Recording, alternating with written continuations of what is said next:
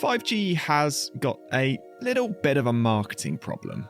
I went to TwitchCon in September of 2019 and I met a ton of professional streamers. And as soon as I revealed that I was from the telco world, I was like flooded with like, when is 5G coming? You see, depending on who you ask, 5G is either a revolution that's happening in the telecommunications space, or it's just a load of hot air. Well, I'm a skeptic. The challenges that we have is finding the right use cases that are going to underpin the deployment of this type of technology. And when you ask a couple of chief technologists, so in a nutshell, what is 5G and how does it work? So in a nutshell, Sound as 5G work.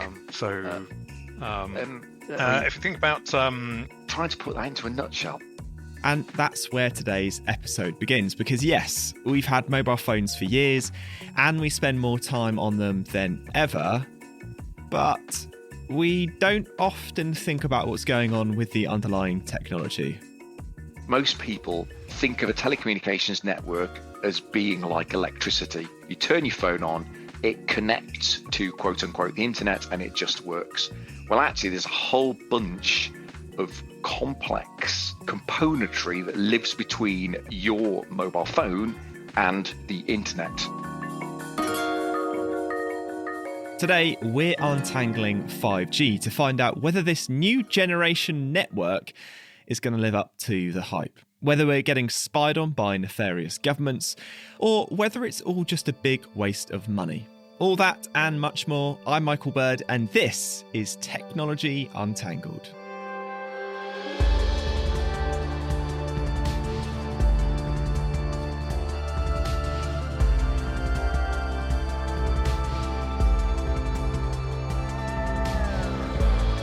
The actual nuts and bolts of 5G can get quite complex quite quickly, and we're going to get to that a bit later on. But let's start off somewhere where we feel much more at home. The generations of mobile networks, aka the Gs. Chris Dando, a chief technologist at Hewlett-Packard Enterprise, fills us in. Initial mobile phones were analog. We then went through digitalizing the mobile telephone networks. That was 2G. And we keep on going through these iterations of connectivity methods, which are effectively known as the Gs. So we had 2G, which is the first digital one. We had 3G, which could do internet type capabilities. 4G, which effectively brought us live consumption of video type stuff. And 5G is the next iteration of that. The thing to bear in mind is that all of these generations aren't just variations on a theme. With every single generation, we need a whole new set of technology to make it work. On the face of it, for most people, 5G should be a bit, well, dull. Except it isn't. The number of vendors who have helped provide the underlying technologies to mobile networks has reduced over time and are dominated by really three large players. Those players being Ericsson, Nokia, and Huawei. To bring in 5G, mobile network providers need to replace all of their equipment, and it doesn't come cheap. So they tend to turn to the cheapest supplier on the market, which for quite some time has been Huawei. Well, I think there's been a range of activities, and whether it is all proven and publicly available information, that the key is that really the US were concerned that the Chinese government could influence the contents of Huawei products and potentially open up backdoors, which obviously opens up networks for snooping and spying and so on and so forth. In May 2020, the US government highlighted their concerns, so to speak, in a volley of sanctions that banned Huawei components from being used in 5G networks. Plenty of countries follow suit, not least the UK, that also banned the purchase of new Huawei equipment from January 2021 and forced operators to rip out existing Huawei kit by 2027. Huawei were fundamental to the previous generations of networks, so the fact that countries have gone out of their way to exclude them only adds fuel to the conspiracy fire. However, there's not been public information that's highlighted that those concerns are actually real and valid. You'd have to draw your own conclusions as to whether that was the case or not. Huawei have been open to very close inspection by the UK national security organisations. Now, some of those reports have highlighted that there are some concerns about how the supply chain is managed on their software, stuff outside maybe of Huawei's direct development side of things. But I would temper that with the fact that they were probably under much closer scrutiny than some other vendors are just because of their background. All sounds very James Bond. The key thing is this is national critical infrastructure. It's not like if your television doesn't work or your fridge stops working. We are totally reliant on our telecommunications networks, and we're not just reliant on it for ourselves, but all businesses are reliant upon this. Supply chains are reliant upon it, so that if telecommunications networks break down or get attacked, it is a significant issue. The reason this is so crucial now is that we rely on connectivity and communications more than ever before. And all of these conspiratorial headlines made us wonder, what's so great about 5G that governments are sanctioning network kit? Well, if you ask the evangelists, then there's the low latency, there's the need for space, and there's the big one, super fast data transfer. Supposedly 100 times faster than 4G's upper limit.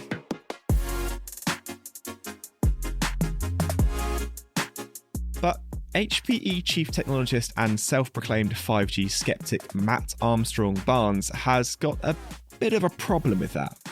People try and throw technology at problems.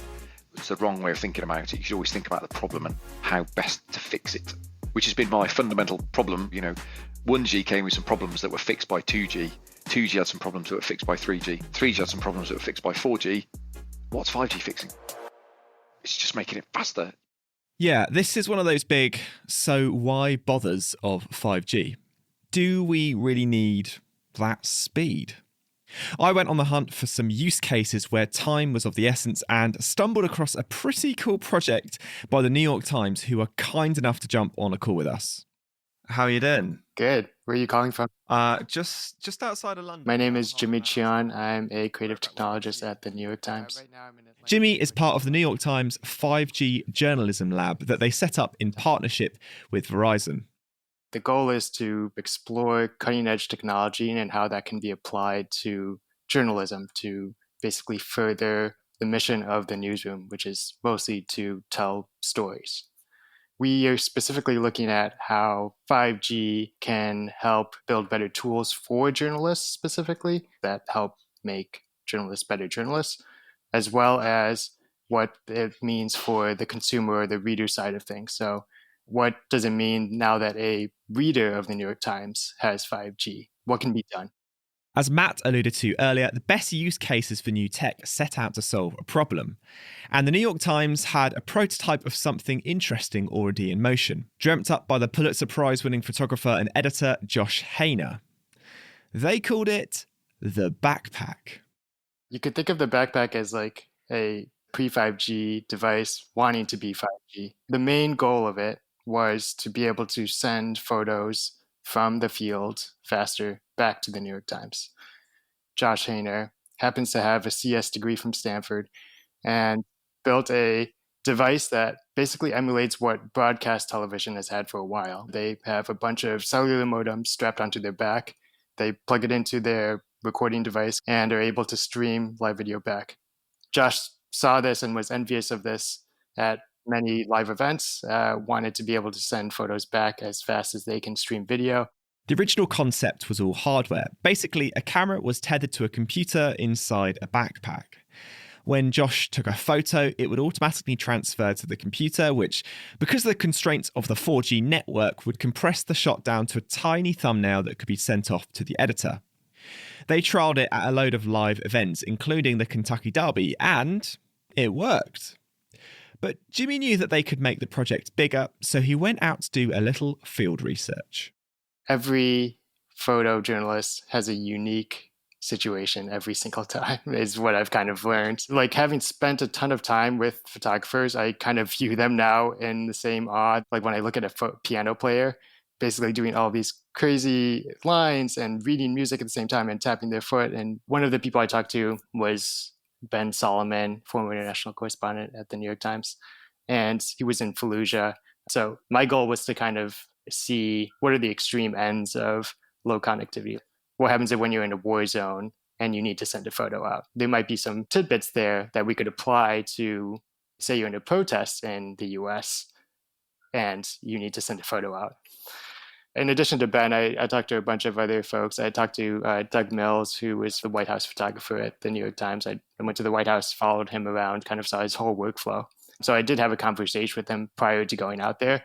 But when you're there, things that seem normal to him don't seem normal to me. So for example, he has Velcroed SD card readers onto the back of his laptop so that as soon as he gets to his laptop, it's already plugged in, it's already uploading. He's just built for speed. And he's been doing it for so long. He's been shooting since Reagan at the White House. After checking out the photographers on assignment and looking at the ways that images and media travel throughout the system, Jimmy was building his use case. But was 5G going to be the answer? We don't want to reinvent the wheel. So a lot of what we did was looking at existing technologies and seeing if there was something that we could use that was more plug and play. So there actually are a lot of systems and boxes that take a lot of SIM cards and provide a robust cellular connection over 4G LTE at the time. And that is used often in trains or buses as a way to provide Wi-Fi and have it be both a big internet pipe as well as reliable and consistent no matter where you are. We were evaluating whether it should be like hardware, whether it should be a combination of hardware software that we built, whether it should be all software. Ultimately, what we went with was creating an app. The app was called Beam. It was designed to do exactly what the backpack did, while using 5G as a big internet pipe, effectively widening the bandwidth so that the photographers could get more media out fast. You're at the Super Bowl. They just scored the winning touchdown. We need to get that photo out and on the front page as quickly as possible. But oftentimes they don't need to send it out quickly. They just need to send out a good set of photos. But there is this middle ground of photo assignments where there's urgency to it. So, for example, you're at a protest. And there is lots going on, and clearly this is a breaking news situation, but we don't need a specific one photo. And so this middle ground kind of started evolving. We realized that, oh yeah, there's a lot of photographers who would actually use this. And as urgent situations come up, they can use it as they need it. So what is the 5G coverage like? How does that work? Over the 2 years that I've been working on this project, we've gone for basically nothing. It was like one thing in New York to lots of metropolitan cities and areas throughout the US. We built the app Beam in a way that it uses a cell phone and cell phone data. So if you're in 5G, it takes advantage of that. If you're in LTE, uses that. If you're in Wi-Fi, uses that. I guess for the end user, the photographer, they don't really care how they're connected, do they? So I'm going to ask a novice question here, but there is some method of my madness. When I take a photo on my iPhone, it automatically goes to iCloud. I don't need 5G for that. Why would I need that for a professional photographer taking photos at the Oscars? Yeah, that's a great question. Like when I describe this to my mom, for example, it seems silly because everybody sends photos from their phones all the time. But with a DSLR, the images can be pretty heavy. So a raw image is about 50 or 60 megabytes. But not only that, they're sending oftentimes hundreds of photos. So we gave Josh Taylor Beam at the Oscars last year, attached it to his camera. He plugged it in. Verizon helped us out, set up a 5G node right on the red carpet. And he sent over 6,000 photos over the course of the 4 hours that he was there. So you can do the math on the size of the data for that, but it's a lot of data. And especially in situations where it is crowded and cell signals are not great, speed matters here. Thanks, Jimmy. It's a great standalone use case, and it's a really interesting project. You've got 5G built in for when speed matters, but with the capabilities to use any network it can get its hands on. But most of us aren't Pulitzer Prize-winning photojournalists, so do we actually need that super fast data transfer? For what we use our phones for right now, probably not. But as Chris explains, when the speed is available, we're pretty good at thinking up ways to put it to good use. Video does take up a substantial volume of any network. 10 years ago, we all watched the same content at the same time. Now we are all streaming content and watching content time shifted in different forms, and potentially we are uploading content onto YouTube or TikTok, other types of social media. So the content is vastly increased. The way we watch it means that we're not all watching the same content at the same time. And furthermore, the quality of what you're watching has massively increased. What you've also got is you've got an increasing gaming type requirement. Many of these multiplayer games are now accessed over the internet. They are very high quality. They are very time sensitive. And therefore, the more that we see the adoption of gaming, the forever drives greater capacity requirements on the network. So those are the sorts of things that are driving the needs for additional capacity from a consumer perspective. And of course, as we deploy these things into consumer land, we naturally see that following into corporate land as well. And we've seen a massive impact of that over this last 12 months. Suddenly we're all working from home. We are all video conferencing, whereas maybe before we were audio conferencing, or heaven forbid, having face-to-face meetings. If you think about where we might be in 10 years' time, you clearly need a step change of improved performance and improved capacity from where we are today. When it comes to speed, it's very much field of dreams. Build it and they will come. Except, well, what if consumers don't?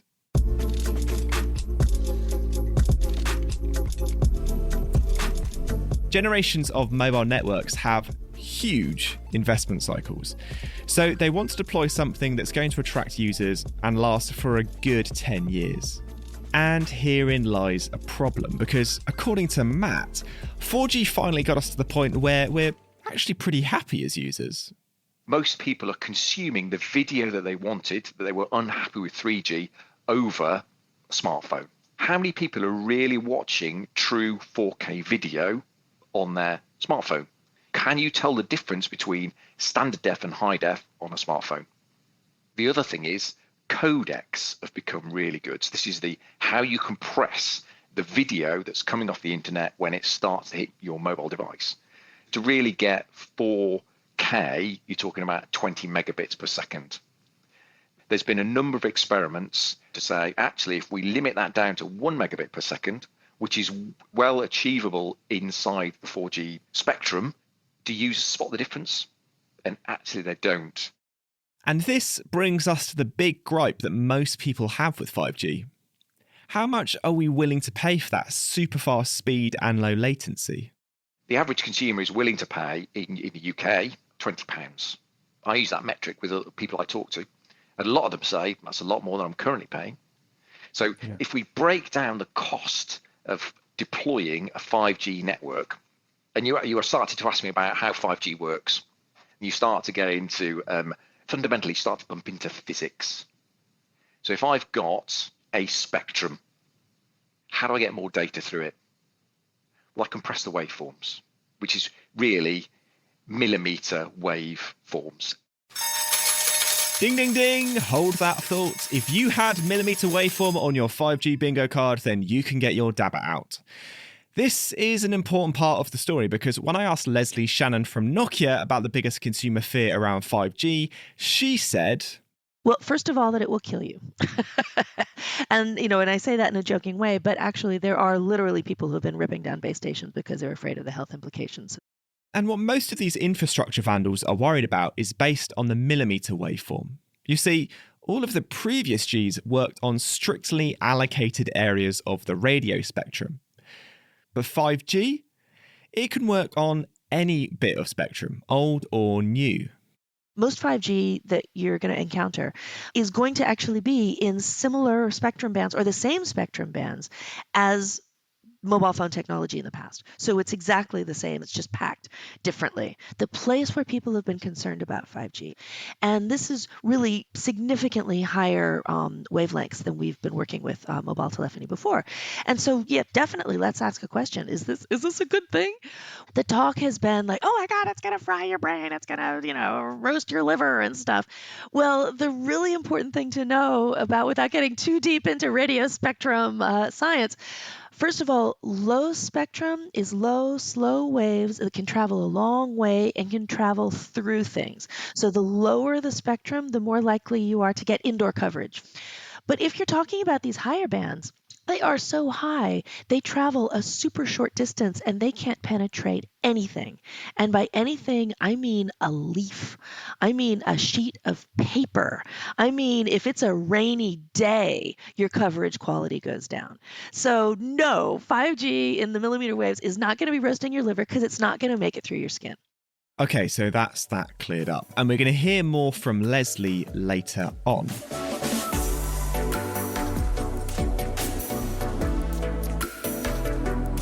This wide variety of spectrum is the main reason 5G networks are so expensive to deploy.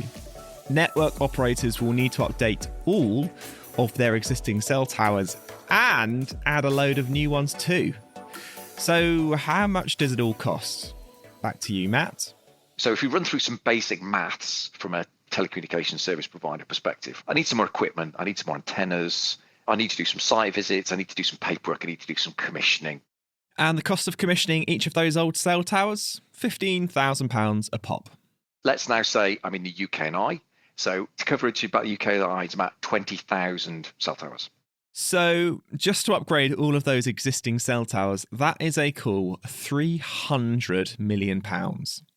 Now, in order to do this millimetre waveform, by the way, I need to get about 25% more cell towers. I need to buy the land. I need to get a piece of fibre optic cable running to that piece of land. And I need to build a cell tower on it. There's about 200 million. So I'm now at 500 million. But I've only got the infrastructure. I don't have capability to use the spectrum because that's owned by the government. This is all starting to add up. The last round of spectrum purchases in the UK was in 2018, and each of the major telco providers spent about £300 million on spectrum. So now I'm up to £800 million. Let's get round. We're talking big numbers. It's £1 billion. How many people are going to allow you to recoup that £1 billion investment? Would you be willing to pay £50 to get something that's faster? Or would you say, actually, I can watch the video content that I want to watch, and 83% of people are perfectly happy with the level of performance they get out of 4G? So why don't the networks just all come together and share the burden across all of them? Well, that would be a monopoly. So that's not allowed. It's just so easy to fall into these things.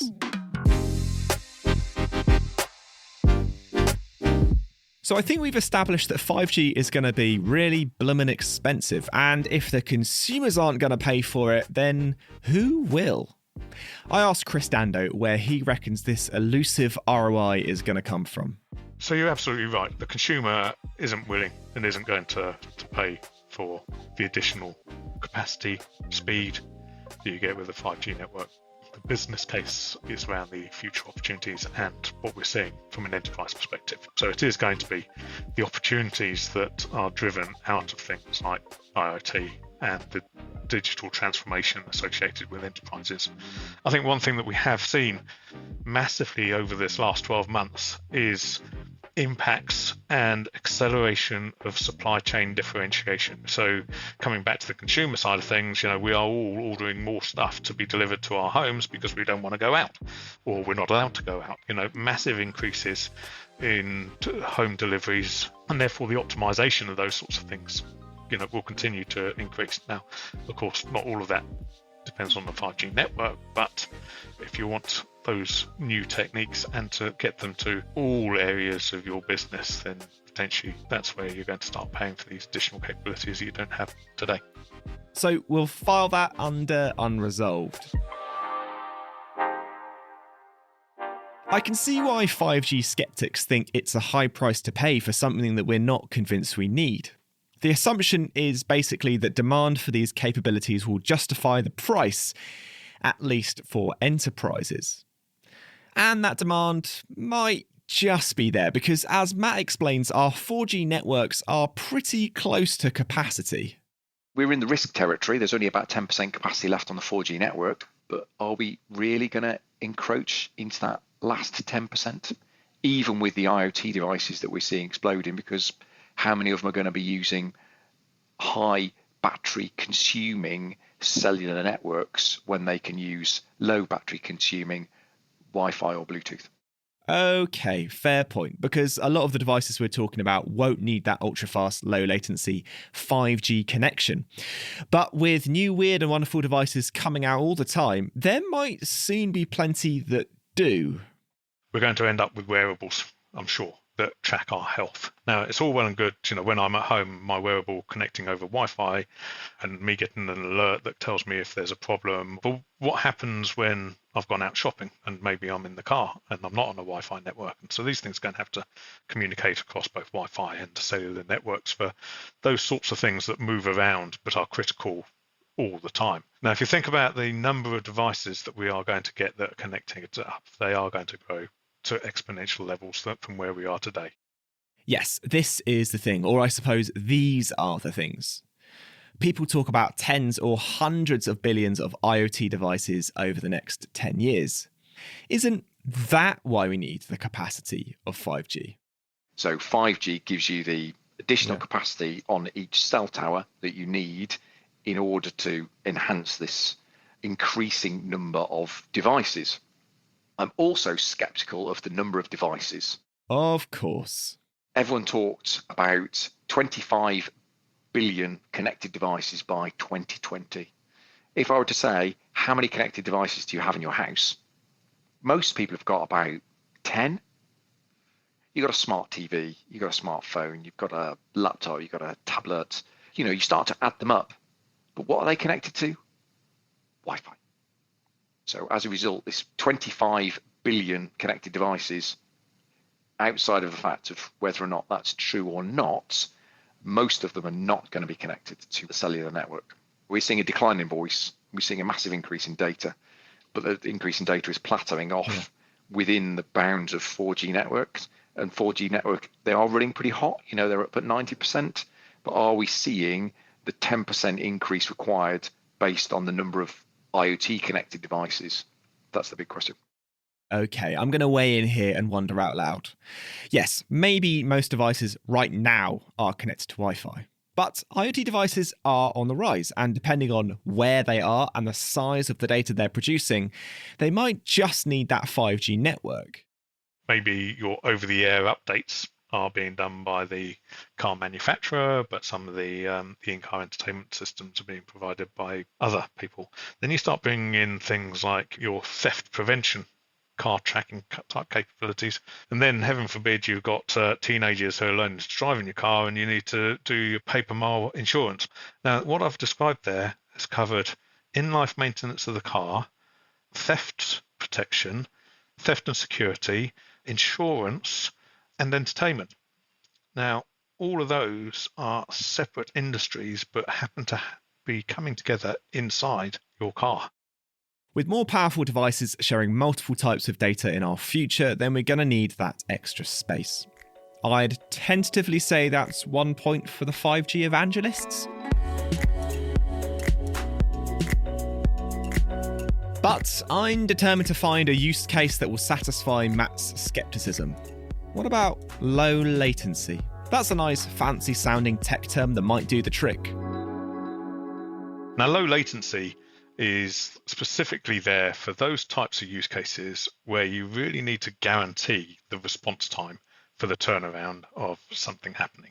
I live on the south coast. I've got an oil refinery just down the road from me, and it's a massive site. And you think about, if you're going to turn on and off valves within an oil refinery, you really want them to be turning off as soon as you press the button. Now, I think these use cases are further out in very specific environments for the foreseeable future. So Chris says that a lot of low latency use cases are going to be pretty niche. But what about, and I think I might be onto something with this one, remote surgery? Think about it. High bandwidth, low latency. Surely that is a shoo-in for 5G.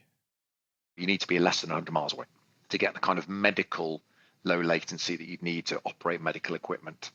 So if someone were to say to me, Matt, we're just going to perform there's a minor operation on you, but the doctor who's going to be doing it is going to be doing it on his mobile phone in Scotland. I'll tell you what, could he sit at a computer that's physically plugged in? I don't even want him to use Wi-Fi, let alone 5G. Well, actually, can you stick me in the back of an ambulance and drive me the 200 miles I need to go that's going to physically take me to him? So I guess that's a no from Matt on remote surgery then. Is there anything that 5G is actually useful for? Part of my being a skeptic is 5G's been embraced by marketing. And actually, if you look at everything that's happening in the consumer space, they're saturated already. They've got a good enough experience. Perhaps the problem is that consumers have got enough from existing generations for now. When we have all of these capabilities that are going to be made available through AI, IoT, 5G networking, cloud computing, bringing all of this together with massive scaling of information. The one thing that you can say is it is fundamentally going to change our work life. It's going to fundamentally change our home life, and it should fundamentally change our health. From the evangelists, you're hearing life-changing, world-changing, fundamental. But for the skeptics, the ends don't justify the means. We never knew how much 4G would change the way we work and the way we live, and perhaps part of the frustration comes from not knowing exactly what our future with 5G will look like. Because in isolation, the use cases might not add up to much. But could 5G as an enabler be greater than the sum of its parts? I think the rising tide of technologies is going to influence journalism the most. So in the same way that we hardly notice the transition from 3G to 4G, each year difference doesn't feel like a big difference. And I expect something similar will happen with 5G, where we are starting to see some of the changes and deltas now, but only when we look back 5-10 years from now will we be like, oh man, I can't believe that we could only view videos online. This is one of those big next moves, we talk about bringing it all together is where we really see the fundamental changes.